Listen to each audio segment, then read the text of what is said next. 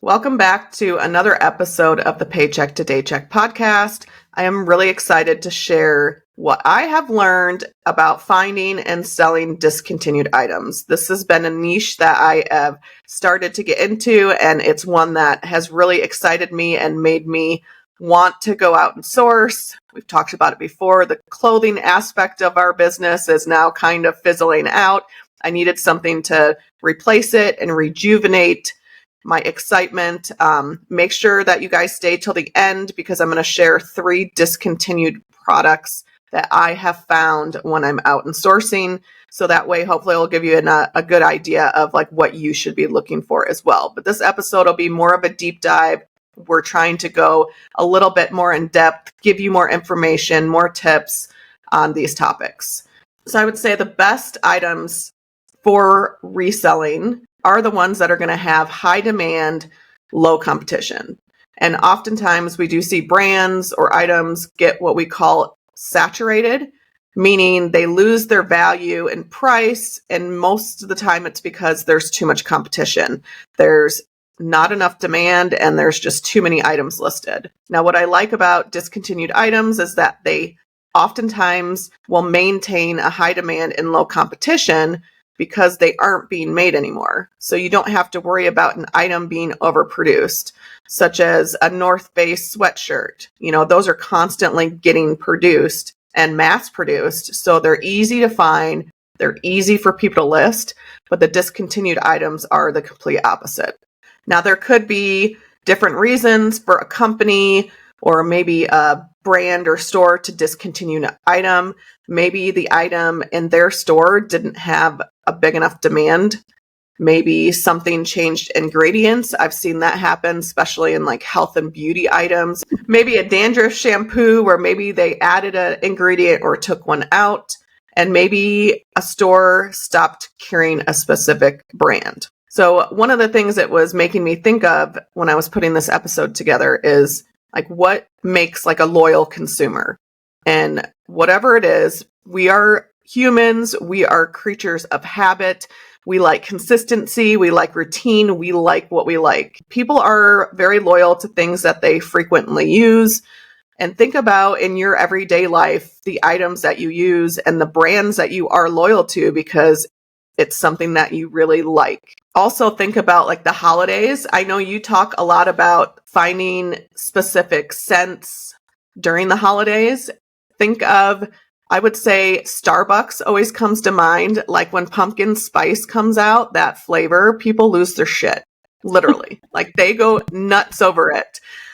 So that's like a huge demand out there. And companies know that people love that specific flavor. Another thing is people are loyal to brands because they have a positive experience.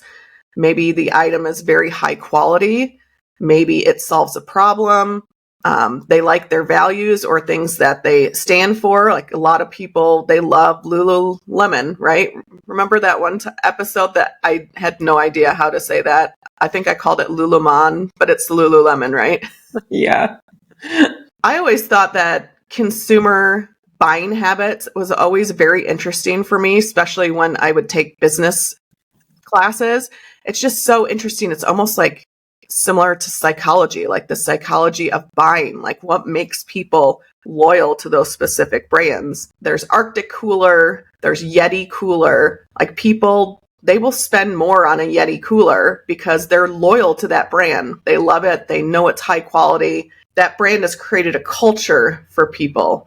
And that's some things to also think about when you're going out and looking for discontinued items. Like think about the items that you see people use all the time. And when you have loyal customers, people are more likely to pay higher for those items. Going back to Lululemon, those leggings, you can find something that looks about the same for a fourth of the cost, but people want to sport that brand. They're willing to pay a lot more for it. So let's talk about how to find discontinued products and tips for selling them.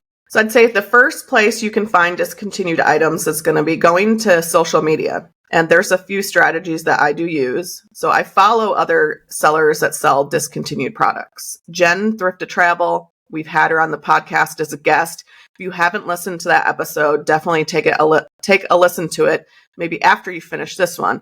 But it's definitely worth listening to because she gives a lot of tips. And she's kind of the first person that I started following about discontinued products. So I paid for her discontinued list. And in addition, I paid for her Instagram subscription, which it's 99 cents a month. And she gives separate content. So, which I totally believe in. Like if you're giving out this information, some of it should be paid for because that way it's just the people that are going to pay for it. And really you're helping pay for her time because it's time consuming for her. Not only is she going out and sourcing for herself, but she has to collect all that content, all that information, and then she needs to create it, which is very time consuming. If you've ever tried to create an Instagram reel, you think, oh, it's only going to take me 5 seconds. And then it's been an hour. And you're like, wow, I spent way too much time doing this. So I really firmly believe in paying people for the information that they give. So that was one thing that I did. And through not only her list, $20, $25. I think she has a couple different ones. They're very reasonably priced. I think they were like $10 or something like that, but I'd have to double check. They all come with like the details, like where to find them, images of the items. It's very, very like detailed and in depth. So it's way underpriced for the value, again, that you're going to receive for her list. Yeah, but it was through her, by following her and seeing what she's looking for, it really gave me the knowledge for going out on my own. And I think that was the biggest thing that I got from it was I'm getting educated on how to go out and look for it. And that to me is invaluable because now I still follow her. I still look to see what she is, buying out there, but I don't need to rely on her as much because I have that knowledge of what I'm supposed to be looking for.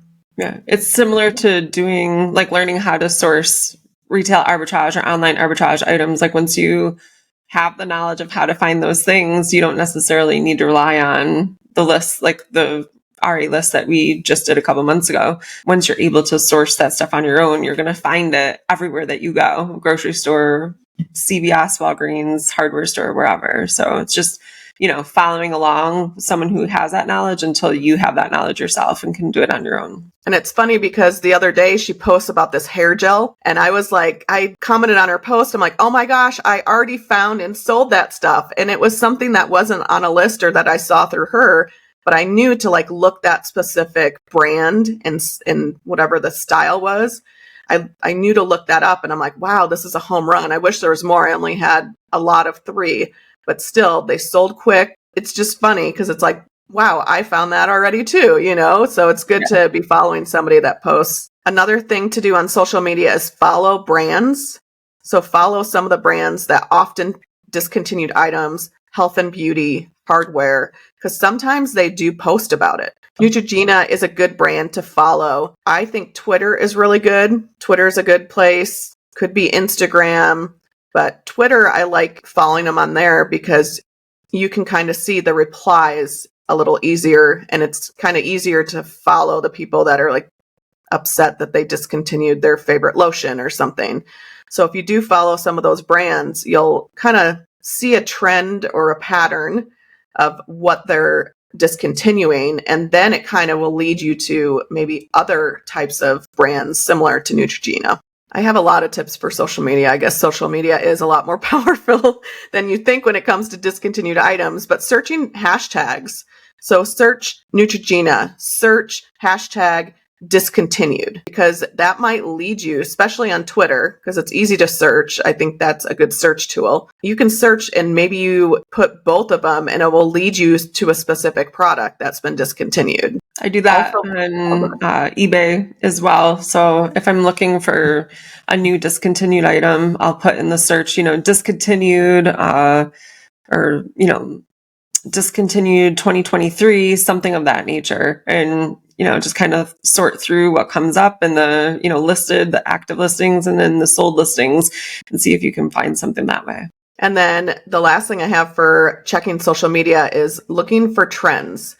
And I don't go on TikTok very often, but I believe it was because Jen Thrift to Travel had posted about this, but there was some certain salt, and it was some natural salt that had some benefits that it went viral on TikTok and everybody was buying it, but you could only find it at certain stores. And that's another good thing about discontinued products, because it wasn't even really discontinued. It just was kind of out of stock. Like they couldn't keep up with the demand. So sometimes by following the discontinued products and finding those, you'll lead to just brands they just can't stay in stock.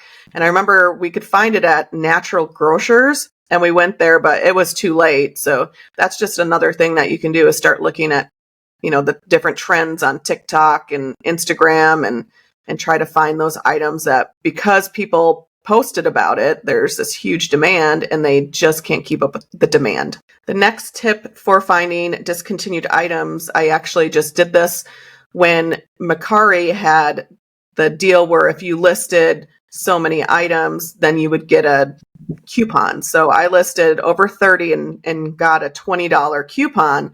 And I was trying to think, okay, well, maybe I can find an item on Mercari, use that $20 that I could then flip and make more money on eBay. So it's called reverse sourcing. We mentioned it in the last episode where we did a deep dive on how to research a niche. But it's going to the different platforms and kind of what you just talked about, searching discontinued lotion or a specific flavor. And then you can search by solds. You can look highest to lowest. Because we did talk about this, how sometimes people list things without knowing the value of them. So what you're trying to do is find somebody who is maybe not a reseller. Maybe they just like listing stuff around their house. Like they just do it on the side and they're trying to get rid of things. Instead of having a garage sale, they're just going to list them on Mercari or eBay and try to get rid of them. But you're looking for those items that people list very, very low. And especially if you have like a $20 coupon, that item's pretty much free, or you have it at a heavy discount. And then maybe it sells more on a different platform, such as Poshmark or eBay or even Amazon. So that's kind of reverse sourcing, kind of working backwards, trying to figure out some items that you can purchase. All right, the next tip we have is going out and just start looking. I think a lot of people get in that analysis paralysis where they just want to keep learning information, but they never really go out and apply it. A lot of small mom and pop pharmacies, hardware stores are really good to look at if you are listening and you live in a smaller town. Those are perfect places to look for these types of items.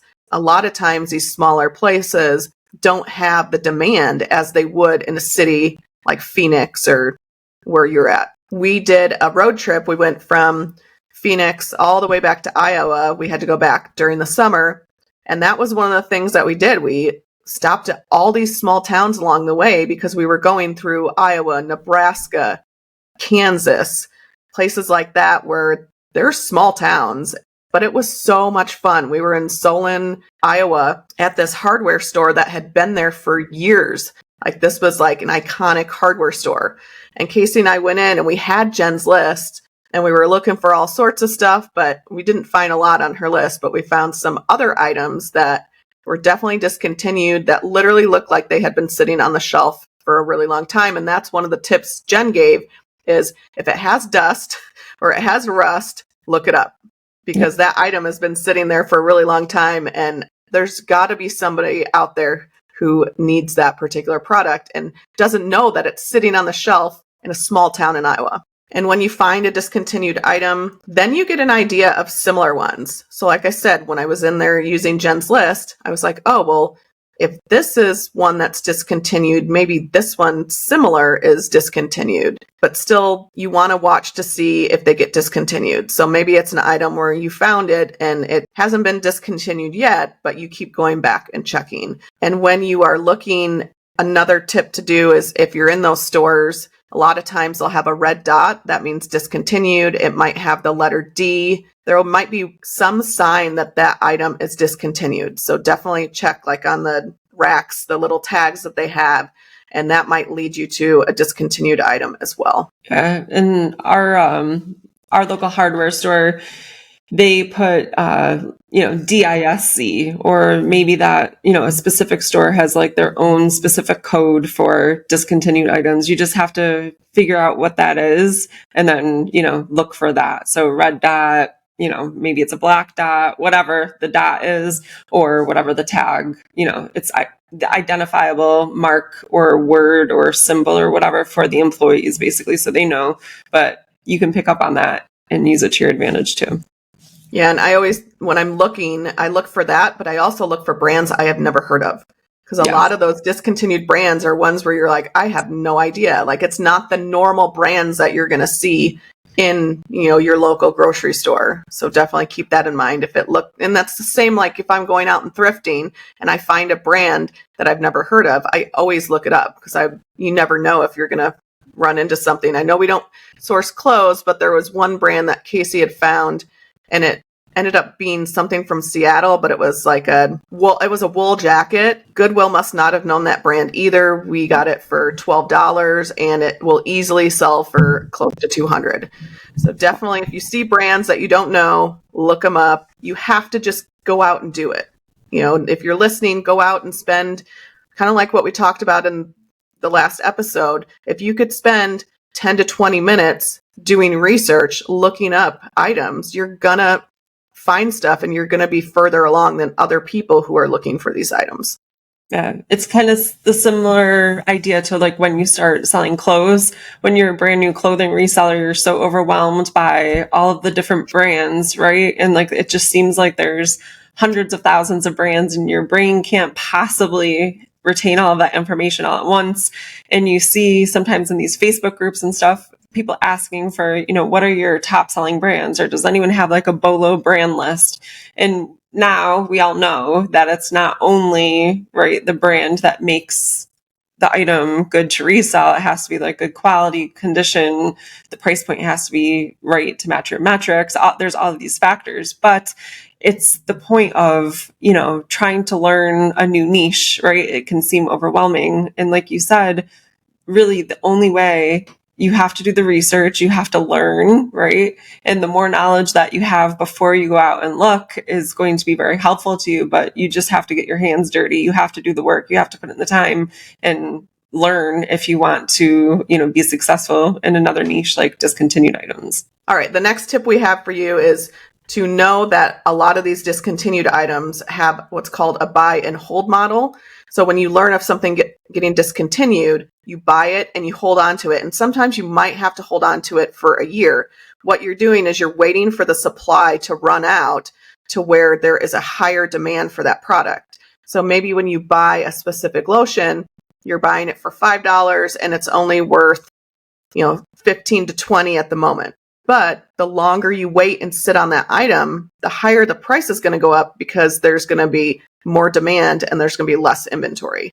So that's just something to think about. I know Jen had posted about one of the shampoos, and I went to my local grocery store and I bought them all. And I bought them each for $9. We'll see how it goes. But she's like, don't start selling them yet. Wait until, there's not a lot of supply, and then you list it, and by then hopefully the price will go from them selling for $25 to then now selling for $50, and that's just putting more money in your pocket. With that, just a word of caution, there is usually like a sweet spot, so you don't want to hang on to it for not long enough. You don't want to hang on to it for too long where people kind of forget about it, and maybe they've put like search, like alerts on eBay, Mercari, platforms like that. So if someone does list it, it'll pop up.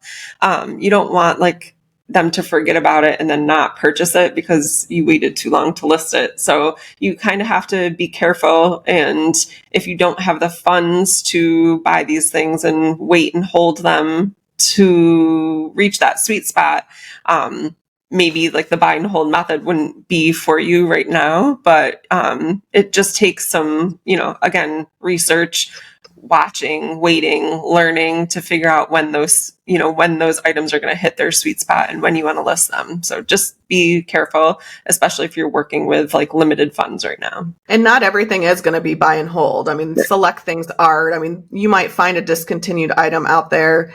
Maybe it's I just sold one. It was a Reynolds, like a bag you would brine turkey. And I knew I was going to buy it and sell it very fast because they don't make them anymore. And I knew about the holidays coming up.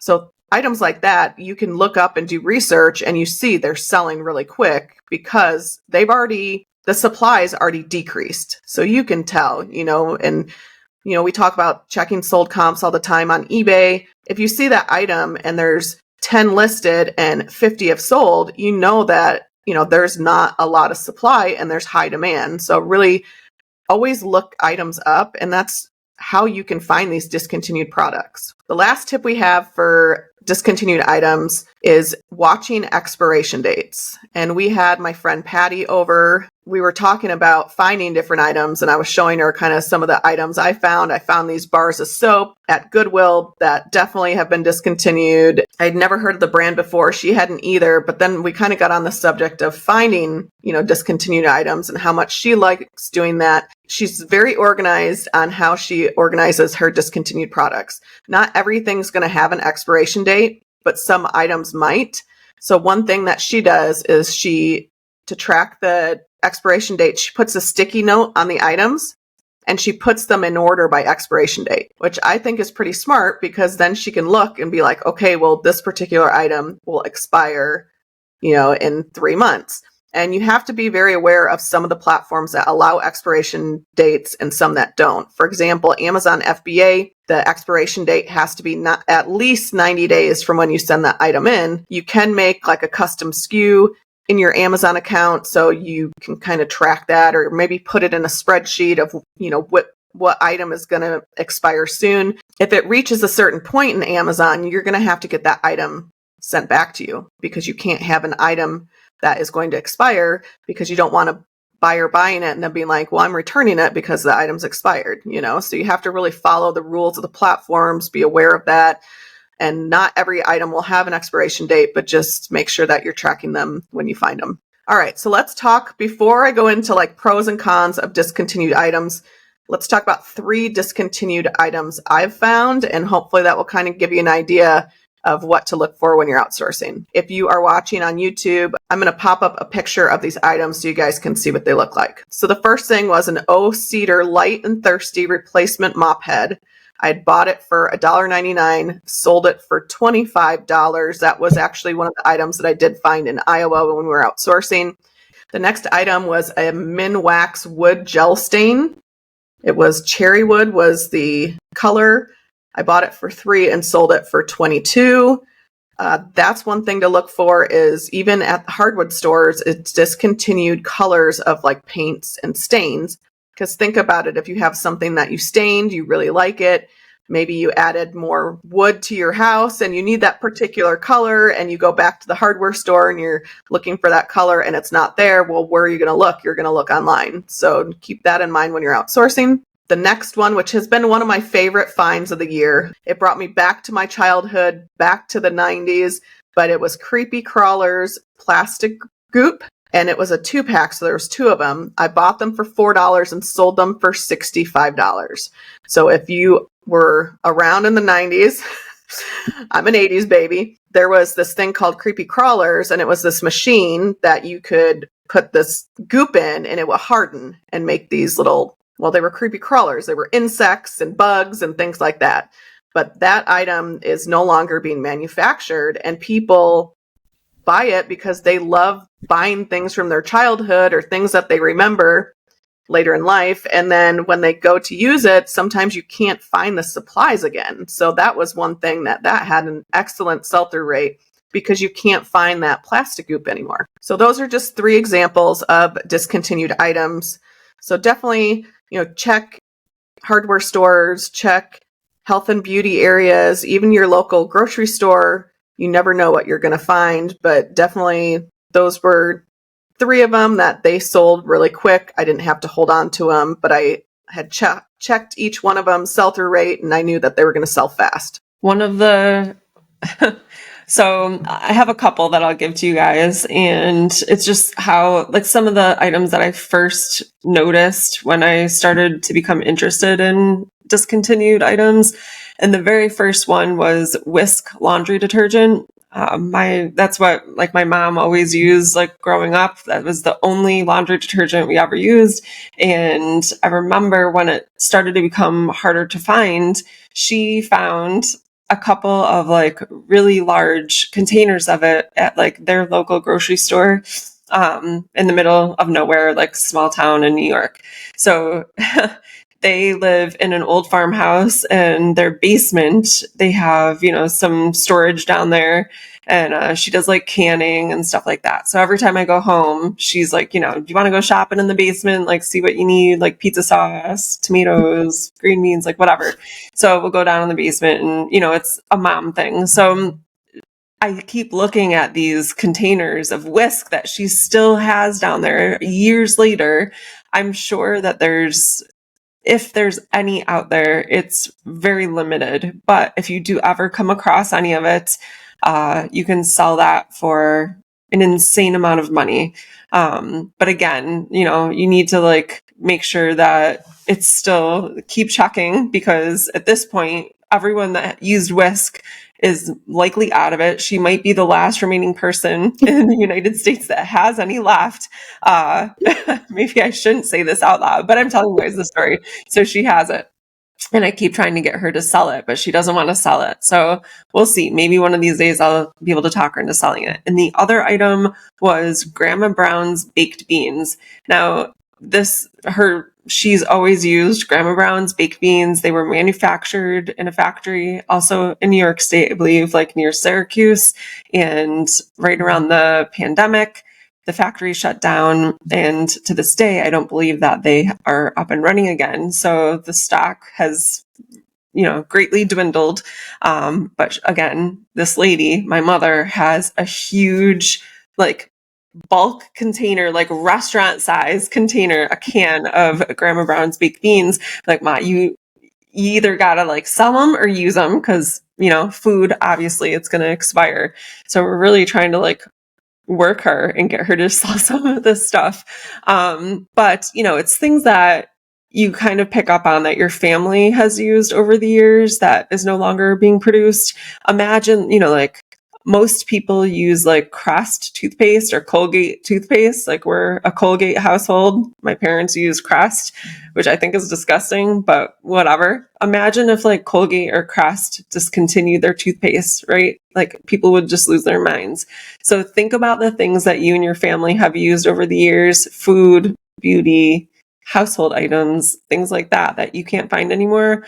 There was a formulation. So if you wear makeup, you have to remove your makeup before you go to bed at night, right? And wash your face. So Neutrogena had these makeup removal wipes, and they changed the formula. I believe it was maybe a year and a half, 2 years ago. And it was a similar package, but it was like new formula written on the package, printed on the package. So I used those, and I tried the new one, and they were just completely different. It was a terrible, like, new formula. It smelled different. It didn't work as well. So the next day I went back to Target and Walmart, all the local stores, and I bought all of the packages of these makeup wipes that I could find. And they never really, from what I saw anyways, they never really took off like resale wise, but that was something for me. Like, I didn't want to use the new formula. I didn't like it. I'm not sure if other people felt the same way or not. I didn't really at that time do a ton of like digging into it. I checked a couple times and that was it. Maybe I missed the sweet spot, but it's things like that formulas change. Just, if you pick up on stuff in your everyday life that is different or discontinued or changing, and another thing to look for, and you kind of touched on it, but things that have like the creepy crawlers, things that have parts and pieces that might be difficult to find. Maybe the product itself isn't discontinued, but the parts and pieces to it are. Maybe it's a new formula, and people don't like that formula. So just something to keep in mind there too. Well, and going back to the baked beans and the, whisk laundry detergent. Yeah. Didn't mention it yet, but that's why estate sales are so good. Yes. Going to estate sales where, maybe there's another person out there besides your mom that has that stuff in their basement, and, there's an estate sale and you can now find it and resell it for a lot of money. So that's another good thing. Or even garage sales, people don't some people know the value of stuff, some people don't. So it's always good to kind of check those places out and look for those items when you're going out to estate sales and garage sales. Great point. I want to talk about pros and cons of discontinued items because, not everything is the best thing out there, and there's definitely some cons. So the first thing is you might not be able to find them. Like, that's just being realistic. You might have been given an idea of what to look for. You go to the hardware store or the grocery store and those items are not there. Sometimes that can be a little frustrating. Just know that you're not guaranteed to find these items because discontinued items are going to be harder to find than, going out and finding a specific brand at a thrift store. Another con I would say is it can sometimes be very time consuming. If you get a lead on a new discontinued product, it takes time to drive around looking for them. Maybe you did end up finding at one grocery store, so that there's 4 or 5 other in the area. It's kind of similar to retail arbitrage where, when you do find something, you want to go out and you find more. Like, that's the thrill of it. That's fun. It's fun to go out and, look for them, and it can be time consuming. So just keep that in mind. A pro would be less competition because not everybody can find them. So on one hand, a con is, you might not be able to find it, but then the pro is that's a good thing, especially when it comes to reselling. Like, you want to have items where not everybody can find them. Like we talked about going to the thrift store, you're going to be able to find the same brands at every single thrift store. Well, that's the best thing about discontinued products is you're going to find stuff that other people might not. And I think that, like you said, if you have the funds to be able to buy and hold, that's great. But you can really find these items that have a very high ROI, which is return on investment. So these items, there's less competition, but there's also a lot of room to make money. And that was actually my next point, was that you can make a lot of money selling these. Like you said, do you remember or when the last time it was that you looked for that laundry detergent and how much it was selling for? Oh gosh, no, but I'll look it up right now. And was there a specific, was it just 1 cent or were there multiple cents? There are multiple cents. Okay, so right now I just put in whisk laundry detergent on eBay. There's 94 listed and 44 sold in the last 90 days. So to give you an example, there were a lot of two. It's the Stain Spectrum 50 ounce laundry detergent. They sold that lot of 2 for $140. There was a Whisk 2X Ultra Clean, the original liquid laundry detergent, 50 fluid ounces for $60. That was just for one. And these are like the smaller bottles of them. 50 ounces isn't that large. I don't really see any solds for like the bigger, like bulk bottle that you would pick up at like Sam's Club, Costco, BJ's, something like that. And if you find one of those, that's great. That's what my mother has. The listed ones, there's one listed 100 ounces. So that's a little bit bigger of a bottle. That's listed for 120, a bunch of them, $100, $52, $100, $124. So somewhere between like 50, 60 and 100, depending on the size and the scent, when you could buy that at the store, back then for pre-pandemic prices, $15, $12, something like that.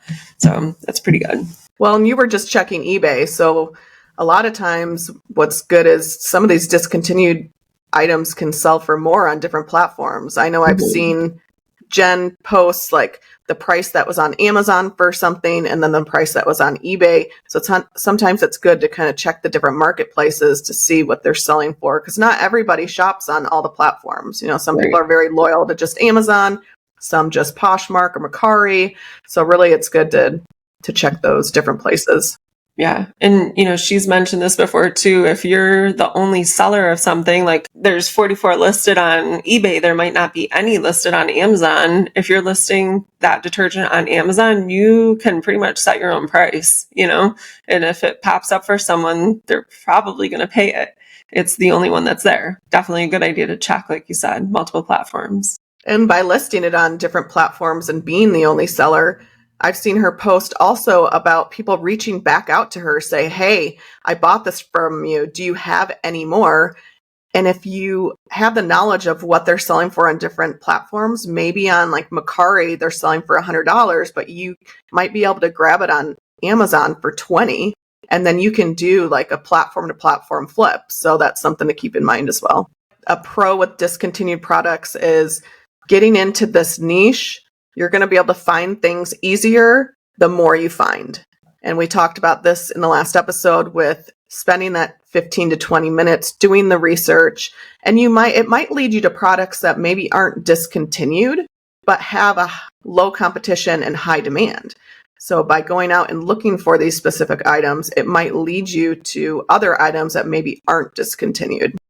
Yeah. I don't know if there's ever been a time when I've sat down to do research that it didn't result in some sort of like item that I can add to my like catalog, whether it's discontinued, a retail arbitrage item, a refillable item, something always comes up. It's just being disciplined enough to sit down and do the work. And then when you find these discontinued products, don't just look in store. Some of them you can still find online on different websites. I know there's so many websites out there. Some of them are more where you buy in bulk. Especially if you are listening and you have an LLC, you can find some of these wholesale websites where you just need a LLC or a business and you can open up an account with them. I think one of them I'm thinking is like Webstaurant. So that's an online store for restaurants. And there might be something that on there they've discontinued or they're not going to carry anymore. And you might get it at a discount price online. So also be open to doing your research online as well as in store. Going back to the items that are buy and hold, make sure that you have the capital to do that. You have to wait for the demand to exceed supply. But with that, you're also going to need a lot of space for that. So if you are a person where you don't have a lot of space to store some of these products, then that might not be something that you want to get into. And you want to find the items that are selling faster versus you having to hold on to them for a year. I know we have a bin where we keep all the buy and holds, and I always go back in and I check them, make sure that they're still good. They're ones that the demand has definitely exceeded the supply. But a lot of these items, I do find that they are easier to store because they all are smaller. I mean, there's some of the products that might be larger, but I think that's what I like about the discontinued products is you definitely need room to store, but I feel like they're smaller. You can stack them. So I think that's another nice thing about discontinued items. And then the last thing I have for you guys, the United States Postal Service New Ground Advantage program has been extremely helpful in keeping our shipping costs down. These discontinued items, they could be liquids like that stain that I mentioned earlier, or lotion. A lot of liquids have to go ground. And before, the only option was going to be UPS ground, which sometimes that was more expensive. I think that's a huge advantage that we have now is the ground advantage. It helps keep our prices lower. I've noticed that we're paying less for shipping. And then that just means that you're going to be making more profit on that item. All right, guys, that's a wrap on today's episode. Thank you so much for listening to the Paycheck to Daycheck Reselling Podcast. Anything we mentioned in this episode will be linked down below in the show notes or description down below. Be sure to share this episode with anyone you think it will help and follow us on social media at P2D Podcast. Thanks again for listening. Keep working towards that Daycheck.